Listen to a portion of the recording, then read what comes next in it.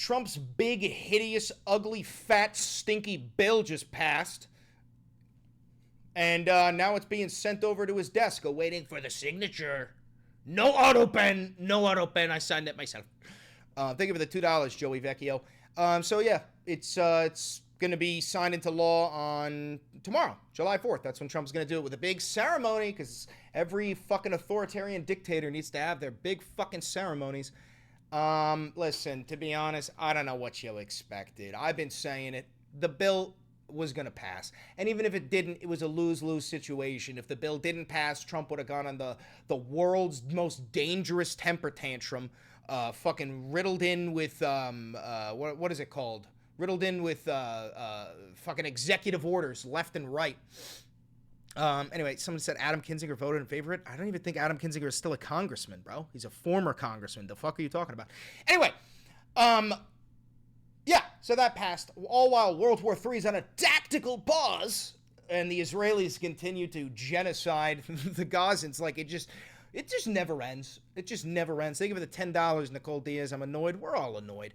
But listen, lose-lose situation. The bill is passed. $800 billion cut to Medicaid, $500 billion cut to Medicare, giant fucking hundreds of millions of dollars a cut to, Social Security, the VA, 10-year no regulation on AI, goodbye farmland, goodbye natural, wildlife preserves are all being sold to XAI supercomputers and shit like that. Yeah, so, and also the people who are going to be affected by this the most are the ones living in red states. Those are the people who get welfare and disability checks and Social Security the most. So, who knows? Maybe the one bright side that we can get from all this is that it's such a terrible bill that it will actually affect the lives of the average MAGA voter, and maybe that will make them wake up. I don't know. There's going to be a handful of them that they could literally lose their jobs, lose their income, lose their checks, and they'll still be loyal to the Fuhrer because they're mentally ill.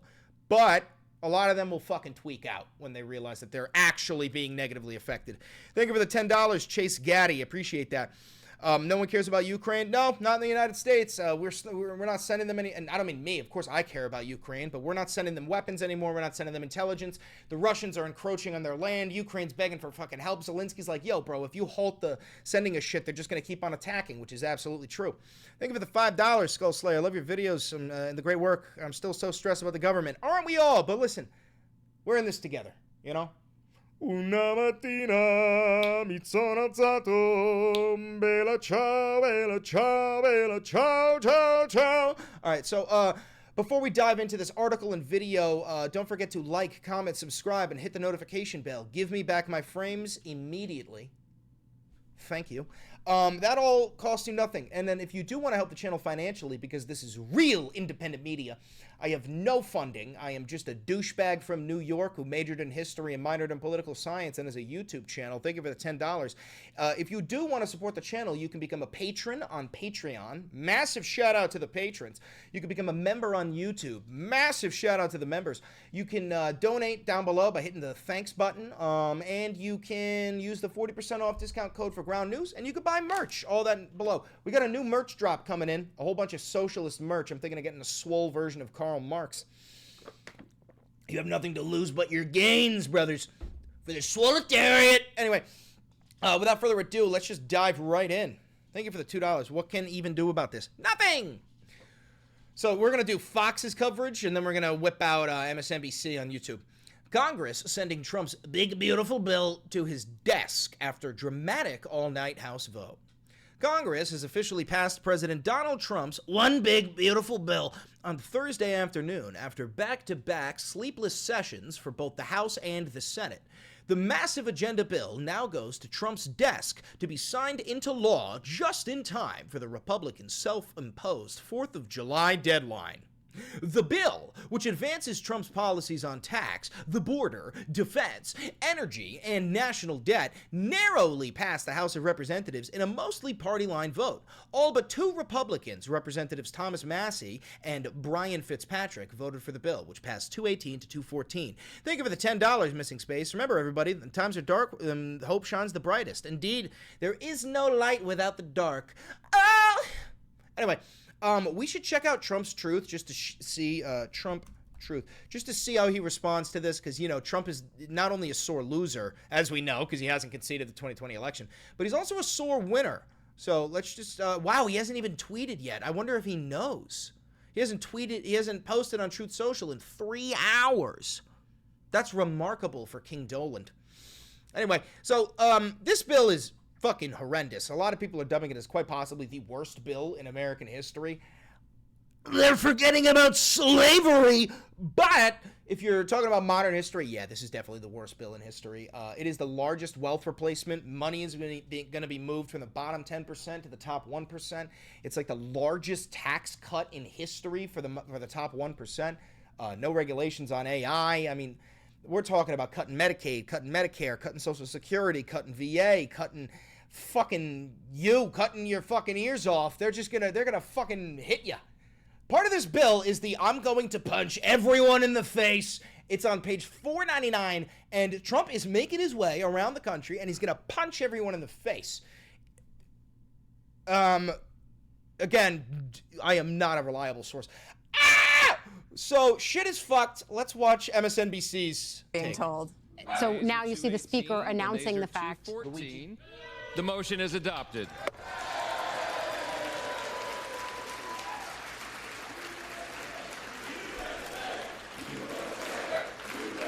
No bork.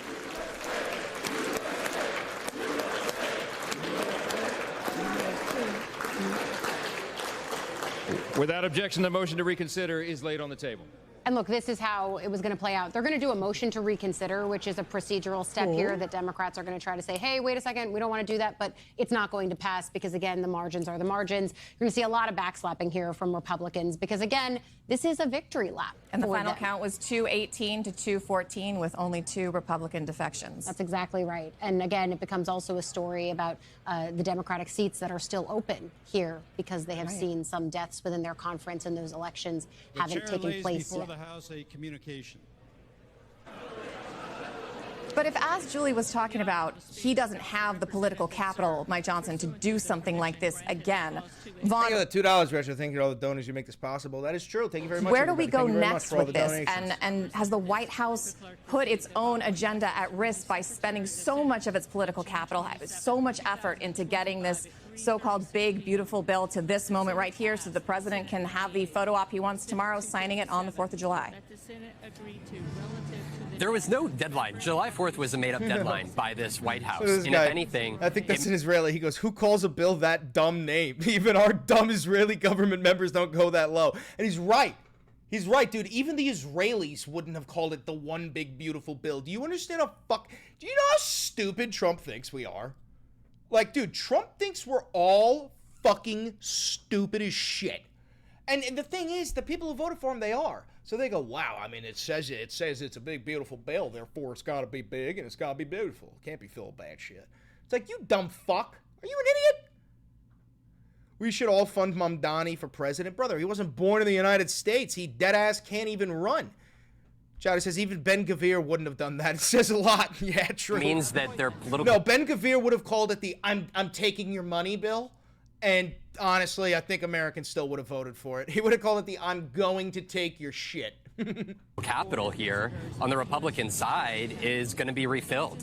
Effectively, being able to get through a reconciliation here in the middle of the summer is a huge win and achievement for them. If you go back to the Biden administration back in 2021, it took Democrats a lot of work to work through that process and then ultimately get to 2022. They kept running into hiccups. They were not able to get Joe Manchin, Kyrsten Sinema wholly on board. Chatter, Curtis Yarvin's left nut asks what's happening. Trump's big, hideous, ugly, fat bill has passed and is now just going to await his signature on his desk tomorrow, right on time for the 4th of July. It really prevented them from making that sort of a huge impact piece of legislation early on in 2021 when perhaps they had the popular vote and they had the recent electoral victories behind their backs. And that is where the president made it clear and was able to more effectively argue that the American people voted for this House, they voted for this Senate, and they voted for this White House. And that song in the background, bro? You guys hearing that? It's all I could focus on because my ADD is more than a feeling. Therefore, they made the case that, yes, despite some narrow margins in some key states, that the American people had given them agenda to go and implement in Congress. And that is what they are making the case that they are doing here today in July of 2025. He is going to sign this into law. Tomorrow, there's going to be a fireworks celebration. Hey, is there any hope for the future? Of course, Pookie Bear. There's always hope for the future. Hey, don't forget, every single generation who has ever lived thought that they were in the end times. I want you to look around. Are things bad? Yeah. But don't you think that the men and women who were, like, living through the Holocaust, hiding, don't you think they also thought, are things ever going to get better? You know, they also thought it was the end. And guess what? It fucking wasn't. Don't you think your ancestors who lived through the bubonic plague were like, well, fuck, everyone's dying. This has got to be the end. And guess what? It wasn't. Thank you for the $5 donations. But that's just the way it goes. Things will get better. But sometimes they got to get worse first. Okay? And unfortunately, that's the way the cookie crumbles. On the White House grounds or on the National Mall grounds, he is then going to likely head out of town, and then this Republican majority on Capitol Hill and the White House are going to be able to reset. He's going to be able to focus some of his attention to international diplomacy efforts. Of course, there has been much frustration on that front, but also on the trade front. We should expect here in the coming weeks him to actually set tariff rates for multiple countries. He had said 90 deals in 90 days. That has not come anywhere close. I don't give a fuck about the rest of this shit. This is an ABC News special report. Good afternoon. I'm Whit Johnson in New York. We're coming on the debt. President Trump has None of that is in the bill, by the way. Ending taxes on tips and overtime is not in there. disputed those estimates. The bill includes more spending for the president's immigration policies and roughly $4 trillion in tax cuts. The bill passing without any Democratic support. House Minority Leader Hakeem Jeffries taking to the floor for what's known as the magic minute. He ended up speaking for more than 8.5 hours, breaking a modern-day record, railing against the bill, warning it will have a devastating impact on millions of Americans. President Trump calling this one of the most consequential bills ever. Yeah, Hakeem, even a fucking broken clock strike is correct twice. You know, like, I don't even know the fucking phrase because I'm such a stupid fucking whop, bro. We don't use that phrase. What I was going to say is even a dumb fuck is right sometimes. But, dude, Hakeem Jeffries is like, this is all pomp and circumstance. He knows the bill's going to get passed. There's nothing he can do about it. But he's going up there. He's trying to make a name for himself, probably so he could run in 2028. Meanwhile, Hakeem Jeffries has stood in the fucking way of every single leftist progressive socialist in modern history. The motherfucker, it took him like fucking years to accept AOC. He betrayed Bernie. He refuses to endorse Zoran. Like, he's a grifter. He's a fucking grifter. Let's go to Mary Bruce, our chief White House correspondent, with more. Mary, theater nerd. Hey, Chris, your words are actually helping me out, man. Thank you. You're welcome. Did you know that I was a theater nerd? I was in so many goddamn musicals. I went to acting school before I went to college, so don't worry. We're not too different. We know this July 4th deadline was self-imposed by the president. We noted that pressure campaign. Ultimately, only 2 Republicans voted against it. So what did it take to get this over the finish line, and what does this mean for Trump's agenda? Well, Whit, there is no question. This is a massive victory, a huge win for President Trump, by far his biggest legislative victory so far in his second. Thank you for the $2. What do we do now? We wait. Now we wait. We go through July 4th. Trump signs it. Big ceremony. Everybody in these red states are like, woo, yeah, we signed the big, beautiful bill. Woo. And then you wait a couple of months. Okay? In a couple of months, they start to suffer too, and they realize, wait, this bill doesn't just fuck over migrants. It fucks me. And then they start to turn, and they start to jump ship. Trump already lost so much support when he decided to bomb Iran. He's going to be doing a whole lot more fuck shit, and a whole lot more people are going to abandon him. By the time the midterms come around, I don't even know if Republicans are going to be able to win anywhere. Term, but this did not come easy. The president and Speaker Johnson had to put down a Republican revolt. This took a lot of arm twisting, cajoling, and haggling. The president deeply involved himself. He's been working the phones over the last 24 hours, even meeting here at the White House with the holdouts in person. At one point, he was even handing out Trump merchandise and swag. And of course, the president was willing to give them assurances, especially about how this bill will be implemented. But he also warned that there would be consequences for any Republicans who opposed this. We have heard him in recent days and weeks say that he would primary. A false flag event tomorrow. I mean, listen, if you're Mossad and you want to put a false flag up, Iranian sleepers that they've been gearing up. I mean, that'd be that's the day that I would do it if I were fucking Mossad. And that's, I'm not saying it would happen, but I'm saying that, You know, July 4th, Independence Day, big beautiful bill, all that jazz. They keep on bringing up Iranian sleepers. They fucking kidnapped like fucking 1,700 Iranians. ICE kidnapped like 1,700 Iranians and arrested them despite the fact that they've committed no crimes. So, I don't know, you know. Anyone who got in the way of his agenda. So those Republicans who voiced concerns, one by one, we saw them caving and falling in line over the last 24 hours, despite many of their objections and concerns over what this bill would do to the debt, the $3.4 trillion it's projected to add to the debt over the next decade. Their concerns about what this would mean for Medicaid recipients, the estimated 11.8 million Americans that could lose their health coverage because of this bill. All of them, except for 2 Republicans, falling in line. Now, you're going to run for senator in Ohio. Have any advice? Yeah, fuck the quorum. I want to see, listen, give me a chance. I just got to get a little bit more money and get a little bit older. But I want to see somebody go up there and say, hey, listen, Donald Trump is a fucking fascist, all right? I want to hear that. Is the cornerstone of the president's agenda. You can guarantee there's a lot of celebrating here at the White House right now. In addition, of course, to what this does for taxes, cutting roughly $4 trillion in taxes, mostly for the wealthiest Americans. Yeah, it also includes more. Thank you. He keeps saying it's a huge tax cut. Yes, for the fucking millionaires and billionaires. Not for me. Not for you. Funding, as you mentioned, for immigration enforcement and border security. It also fulfills some of his campaign. Gamer says, I'm starting to change my views now, bro. What do you mean? Like you were on Trump's side and now that you're like, oh, Jesus Christ. Why do they need a tax cut? Dude, who, brother, Trump is a billionaire, right? And all of his friends are billionaires. Why the fuck would he give you a tax cut and not his friends? No, I'm not political. I'm just saying, bro, like, this is exactly, he's been saying it all along. Promises to eliminate taxes on tips and overtime. But now that he has sold Republicans on this, the president now has to go out and sell the American people on this bill. And it starts tonight with a big speech he's giving in Iowa. It sure does, Mary Bruce. And again, as you illustrated, also points out the amount of power that he holds over the Republican Party. Mary, thank you once again. Let's go to ABC's congressional correspondent Jay O'Brien on the Hill. And Jay, I want to talk about the Democrats here because House Democratic leader Hakeem Jeffries, we talked about that marathon, that record-breaking speech on the House floor. He warned all of us that he was going to take his sweet time. He said he felt obligated to do so. But Democrats were powerless. They just didn't have the votes. So what message was he hoping to send here? Exactly right, Whit. Jeffries spoke for 8 hours. Dude, there's literally no checks and balances left anymore. You know, it's fucking insane. I mean, what do you mean every single Democrat voted no and it still passes? You know, that's the thing. We're supposed to have checks and so Trump proposes a bill and it just goes through no matter what. I understand that, like, the Republicans on the House, the Republicans on the Senate, the Republicans on Congress, the Republicans on the Supreme Court. But that shouldn't even be allowed. They give it the $10. I'm going to be at my grandma's house tomorrow. Her and my aunt still support Trump. I don't know what to do. I love them.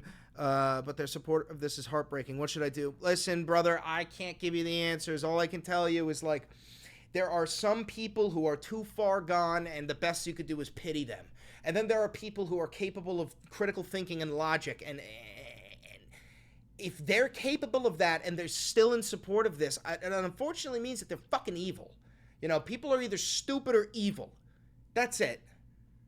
And 44 minutes, breaking a record for longest House floor speech that was previously set by Kevin McCarthy, who was speaking at the time in opposition in 2021 to a Biden-era piece of legislation. Democrats elated by his speech, but ultimately, as you said, they did not have the votes to block this bill. They are not in the majority. Speaker Johnson, though, he had his work cut out for him. He could only afford to lose 3 Republicans. As Mary said, he lost 2 on 2 different ideological sides of his party. One is Thomas Massey, who's a fiscal hawk who did not like the price tag of this bill. The other is Brian Fitzpatrick, a moderate Republican who represents a district in Pennsylvania that Kamala Harris won, who has long expressed concerns about cuts to Medicaid. Ultimately, though, those are the only 2 Republican no votes that Johnson loses. And this is the culmination of a months-long process, not just for Speaker Johnson, not just for President Trump, but congressional Republicans writ large. Multiple marathon into-the-night votes in both the House and the Senate, backroom deal-making, and, frankly, drama and dysfunction in their party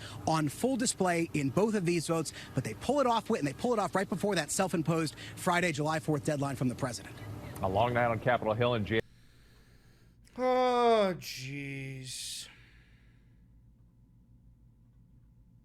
All right. If you're live, you stay. Okay? If you're watching this pre-recorded on YouTube, thank you very much. Don't forget to like, comment, subscribe, and hit the notification bell. It costs you nothing, and it helps me immensely.